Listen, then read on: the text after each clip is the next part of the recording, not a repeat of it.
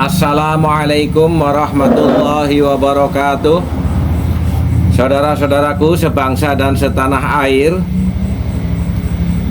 sedeje setretanan Madura, gula cerita mun bede salah ocaeng tak langkong nyon sepora seraja terkait adanya rencana Kiai Haji Imaduddin Usman untuk melakukan roadshow termasuk di Madura. Kami sempat melihat beberapa waktu yang lalu viral seolah-olah ada penolakan dari sebagian kecil orang Madura, sehingga kami melakukan investigasi kecil-kecilan sebenarnya apa yang terjadi. Ternyata hanya ada beberapa gelintir ex FPI yang melakukan aksi dengan membacakan surat yang ternyata surat tersebut juga bermasalah.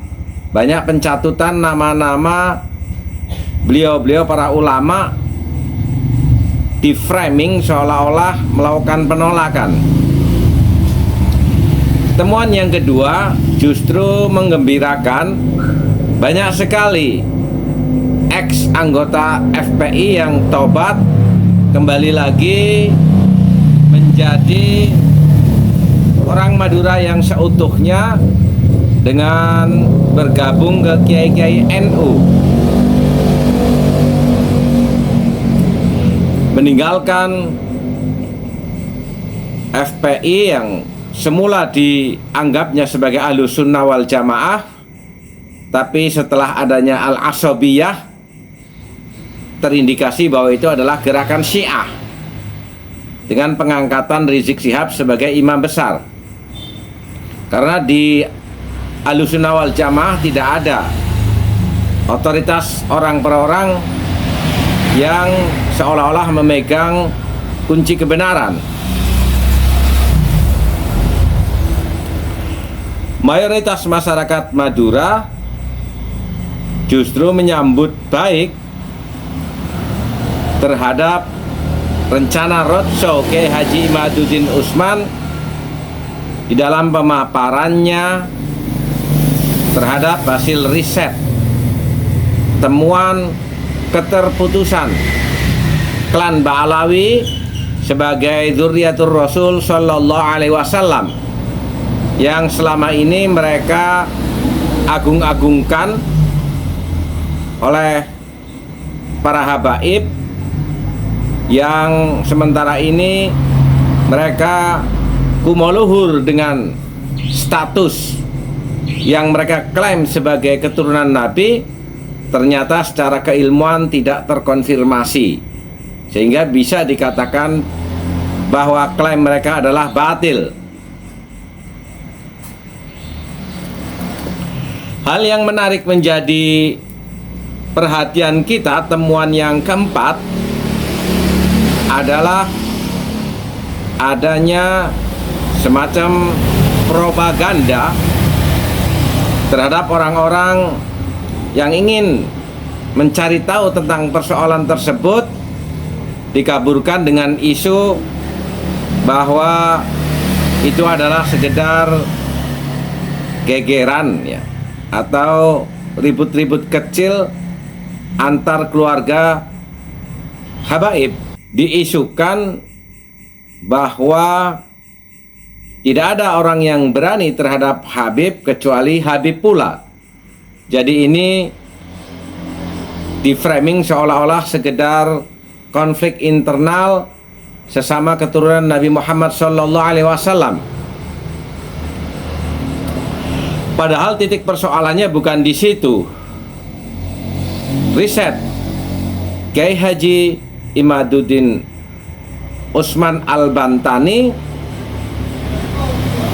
mengatakan bahwa klan Ba'alawi bukanlah keturunan Nabi Muhammad SAW. Terlepas dari segalanya, yang bahwa pada realita hari ini juga ada atau tidaknya kebangkitan keturunan Wali Songo untuk meluruskan sejarah, untuk meluruskan persoalan tentang pernasaban, sehingga orang tidak salah perlakuan terhadap orang yang mengaku sebagai cucu Nabi tapi ternyata bukan. Karena di dalam ajaran agama Islam, khususnya yang berfaham Ahlus Sunnah wal Jamaah, kita terkena khitab atau ada perintah spesifik untuk menghormati keturunan Nabi Muhammad SAW, menjadi bagian daripada indikasi kita mencintai Nabi Muhammad SAW. Karena memang ada juga hadis yang menceritakan tentang di akhir zaman nanti akan ada Imam Mahdi, dan itu dari keturunan Rasulullah SAW. Artinya keturunan Nabi Muhammad SAW akan tersambung, selalu ada sampai hari kiamat. Dan untuk itulah, agar kita tidak salah di dalam memberikan penghormatan yang spesifik kepada keturunan Nabi Muhammad SAW, dan agar tidak ada orang yang mengaku-ngaku sebagai keturunan Nabi Muhammad SAW tanpa dasar-dasar keilmuan, tanpa dasar-dasar dan bukti-bukti ilmu kenasaban. Kiai Haji Imaduddin Utsman selaku ulama melakukan kewajibannya, yang dalam hal ini adalah fardu kifayah. Kita patut berterima kasih kepada beliau yang telah menggugurkan kewajiban kita untuk meneliti tentang persoalan pernasaban keturunan Nabi Muhammad SAW. Dan oleh karenanya